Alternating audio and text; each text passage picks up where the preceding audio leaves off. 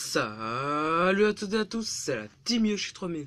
Aujourd'hui on se retrouve pour le test de l'enceinte Maxter que j'ai acheté à 6 euros. Vous vous souvenez peut-être dans la vidéo sur la Bose Mini Soundlink, j'avais dit comme elle valait un peu cher et que peut-être tout le monde ne pouvait pas forcément se permettre de l'acheter, ou du moins ne voulait peut-être pas dépenser 180 euros dans une enceinte. Bah du coup je vous présente celle-ci qui ne vaut que 6 euros. Et je peux vous le dire avant que la vidéo commence, déjà pour les 6 euros, c'est vraiment une très bonne enceinte. Enfin, déjà là, le comment, la coque, enfin comment je pourrais appeler ça, le revêtement là, enfin non, même tout là, c'est en aluminium. Du coup, je trouve que c'est quand même impressionnant. Pour 6 euros, on est... Non, bon, ça c'est une notification. Pour 6 euros, on est déjà un revêtement en aluminium. Et bon, sinon les boutons là, vous voyez, donc c'est volume plus, volume moins, ou changer de musique. Si on fait longtemps, ça fait plus ou moins par rapport au volume. Et sinon, si on fait vite, ça fait... ça change de musique. Sinon là, bon...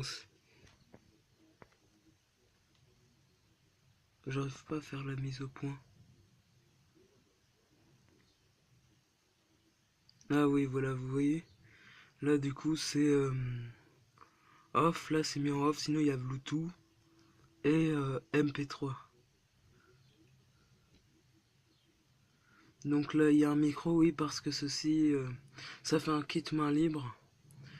Et c'est pas mal quand même comme fonction, hein, si vous êtes en voiture. D'ailleurs, du coup, le dessous, il est fait pour que vous le posiez dans votre voiture, vu qu'il y a un antidérapant. Ensuite, lecteur de carte SD juste ici, pardon. Et là, l'adaptateur micro USB. D'ailleurs, je vais vous montrer le câble. Il fait tout. C'est-à-dire câble jack et câble USB pour la recharge. Sinon aussi, donc la puissance, je l'ai pas encore dit. Sa puissance c'est 3 watts, donc pour 6 euros, c'est largement correct, hein. Elle est équipée d'une espèce de passif. En fait, le passif là-dedans, le haut-parleur passif, en fait, c'est inclus directement dans le haut-parleur. C'est-à-dire, il y a le haut-parleur, la suspension, plus une deuxième suspension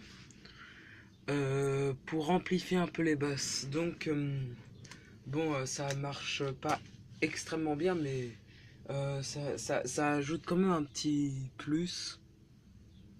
Et bon, je trouve quand même que pour, encore une fois, pour 6 euros, ils ont, ils ont,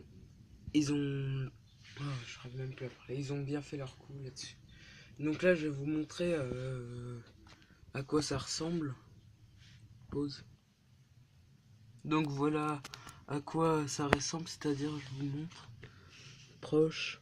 Il y a donc le haut-parleur là ici, plus la suspension. Il y a une deuxième suspension qui fait passif. Bon, faut pas appuyer trop pour ne pas l'abîmer. Donc c'était juste une pause parce que là on venait me parler et j'avais pas envie que ça s'entende en vidéo. Oui, donc ça c'est comment? C'est le passif. Et sinon aussi pour info, comment? Cette enceinte, il y a marqué dessus 4 heures d'autonomie et 400 veilles. Donc pour le 4 heures d'autonomie, ça c'est vrai, hein, sérieux, elle a rempli bel et bien les critères. C'est rare quand même, car assez souvent ce genre d'enceinte, ça ne remplit pas les critères. Mais sinon, par contre, 400 heures, je suis pas sûr. Enfin, je l'ai pas, j'ai pas testé assez longtemps. Sinon, tout ce qui est Bluetooth, ça marche correctement. Bon bah là, du coup, je vais faire une pause le temps que je mette le câble jack là. Et d'ailleurs, je vais avoir un peu de mal à filmer sur mon bureau Donc à tout de suite.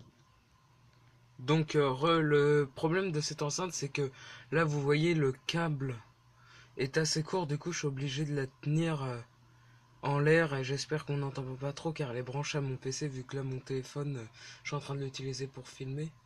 Et je ne sais pas comment je vais faire pour appuyer sur le bouton démarrer. Bon, sinon, je vous montre, c'est une enceinte qui parle, enfin, elle nous dit ce qu'on choisit, du coup, MP3, écoutez. Audio input. Bon, par contre, l'accent, il est moyen correct, enfin, c'est compréhensible. Moi, ça dit input. Sinon, bon, j'avoue, j'ai pas compris le premier mot. Donc maintenant, comment je fais pour faire écouter? Je la pose ici. Ok. Oh non, en fait.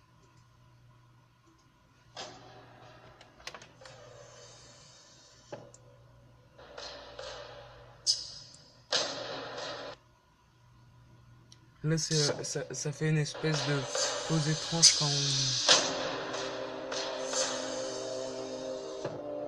Donc c'est encore un bass-test, mais avec un peu des basses un peu moins graves pour qu'on entende mieux.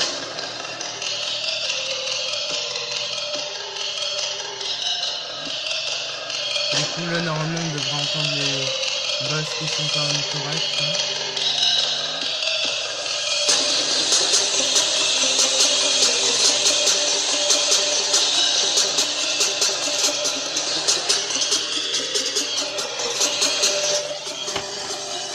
Petite pause, là, rendez-vous à tout de suite pour l'autre musique. Voilà, maintenant avec une musique de Mario Odyssey, que ça donne. C'est un fichier FLAC. Et je trouve que quand même les aigus et les basses ils sont bien séparés, le son est quand même vraiment, je le dis encore, vraiment correct pour 6 €.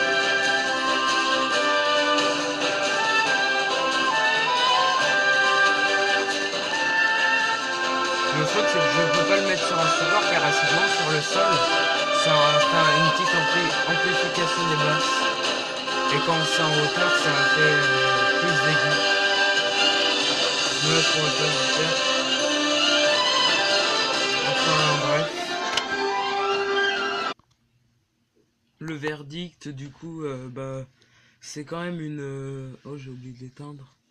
Une très bonne enceinte du coup si vous voulez pas payer trop pour une enceinte portable, bah foncez, hein, c'est 6 €, c'est pas cher quand même. Hein.